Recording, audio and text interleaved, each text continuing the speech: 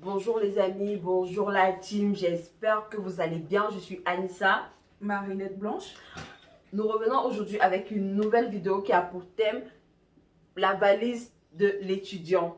Avant d'entrer dans le vif du sujet, déjà, je souhaite à dire à notre petite communauté, merci d'être là pour nous, merci de nous soutenir, de nous accompagner depuis le début de ce projet. Merci de liker, de commenter, de partager. Et toi, si tu nous connais grâce à cette vidéo et que tu n'es pas encore abonné, n'hésite pas à activer la petite cloche de notification tout en bas. Et là, tu ne manqueras plus nos vidéos.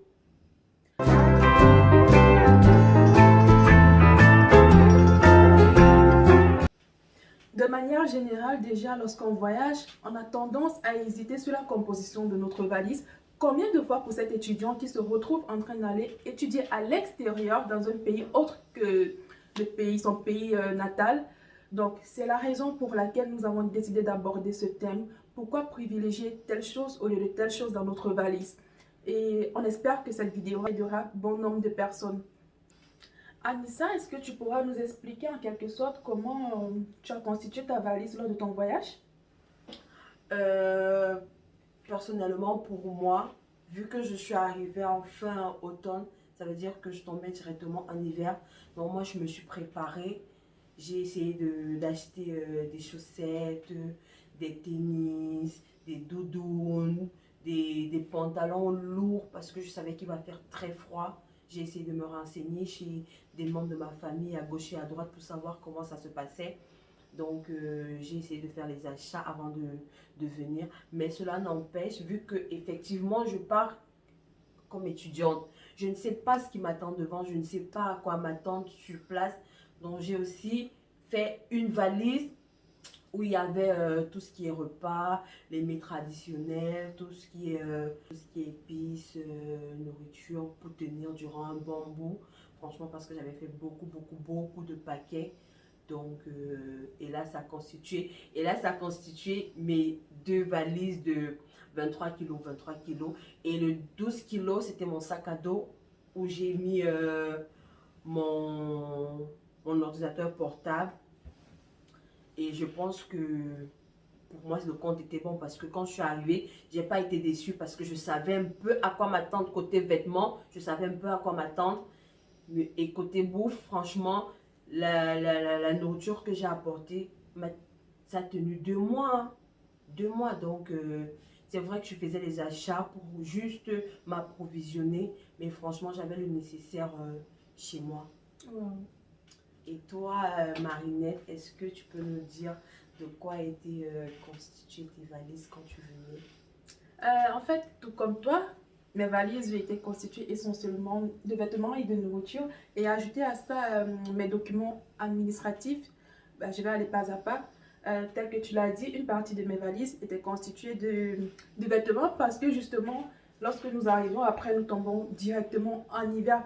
Du coup, en fait, d'après les échos, oh, on dit il faut être couvert, il faut des doudounes, il faut des bottes, il faut des gants. Il faut des doudounes avec des capuches parce que en même temps, le froid, quand ça te touche la tête, là, c'est pas bien parce que ça peut te rendre malade. Donc, je me suis préparée en conséquence par rapport à cette saison-là. Et parce que, en fait, justement, j'ai pas voulu prendre des vêtements légers parce qu'après, il y a des soldes d'été. Du coup, j'ai préféré privilégier d'abord cette saison. Et vu que c'est une saison que moi, je n'avais pas encore vécue, j'ai préféré privilégier mes vêtements dans ce sens-là. Et ensuite, j'ai pris également une valise pour de la nourriture. Nourriture, tout ce qui est facile à transporter, hein, ce qui est sec, euh, les épices telles que Anissa aussi l'a dit. Et après mon sac à dos, dans mon sac à dos, il y avait mon ordinateur, il y avait mes documents tels que mes relevés de notes des écoles, des écoles précédentes. Il y avait également mon visa, mon passeport, il y avait tout ce qui est important comme documents administratifs et académiques dans mon sac à dos. C'est bien beau de faire ses valises, de remplir les valises avec la nourriture, les habits, mais aussi il faut savoir ce que tu vas faire sur ta tête. Tu peux faire des rastas, par exemple, là ce sont des rastas, ce sont des rajouts. Ça mélange, tu peux faire 1 mois, 2 mois avec, et ça te coûte moins cher que d'aller au salon tout le temps, de repartir. Parce que pour l'étudiant, franchement, aller au salon tout le temps, ça prend de l'argent. Donc, c'est un petit conseil.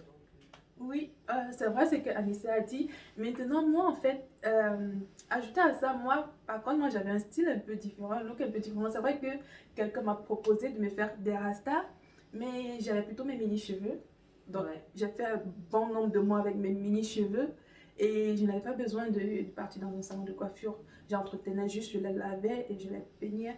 C'est vrai qu'au fur et à mesure, ils ont poussé et c'est vrai que j'y pense quand même à les retailler, hein. Mais bon, on verra et je verrai bien. Voilà. Et aussi, elle a parlé de tes pièces, que ce soit au Cameroun ou que ce soit en France, c'est-à-dire ton passeport. Il est souvent préférable de les avoir dans ton sac à dos et ne les mets pas dans tes valises qui entrent en soute. Ou bien même ton ordinateur portable. C'est bien de le mettre soit dans ton sac à dos, soit dans ta petite valise avec laquelle tu vas monter dans l'avion, pas dans la soute. Parce que c'est risqué, je vous assure. Et Voilà la team, on arrive presque au terme de cette vidéo et on espère que ce qu'on a dit, vous avez pris des notes. Pour résumer un peu en fait, la valise d'un étudiant se fait le plus souvent en fonction de ce que nous jugeons comme priorité, que ce soit pour nous ou pour ce que nous allons faire. Pour nous par exemple, ça peut être que on juge que en fait d'abord ce qu'on va manger, comment on va s'approvisionner de manière alimentaire. En fait, on juge que ça sera délicat pour nous, du coup, on préfère privilégier ça. Et pour d'autres personnes, c'est comment eux, ils vont se vêtir.